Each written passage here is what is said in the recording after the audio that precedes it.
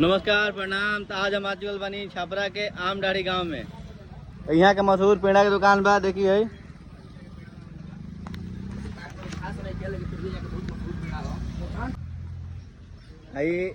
दूध भराता एक छेना बन देखे कितना क्वांटिटी बा एकर।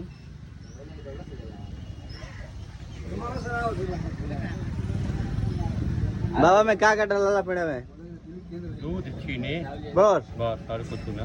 लेकिन सबसे हट के भाई पेड़ा कैसे इतना स्वादिष्ट हो जाला है? दूध जरावला पर होखेला जरैला किलो दूध जरा दिए ऊपर लाल लाल पेड़ा बन 4-5 किलो दूध जौन के जरी ऊपर सादा पेड़ा हो। कैसे रुपया भाई? 360 रुपया किलो बा। हमें 2 गो पेड़ा लोग छोट बा बड़ बा। 5 रुपया 10 वाला 5 रुपया के ले तो कहाँ आवे के पड़ी आदमी के? छपरा जिला एकमा थाना गांव आमडाड़ी। रब नाम का पड़ी? ओम प्रकाश साह उर्फ डॉक्टर साह।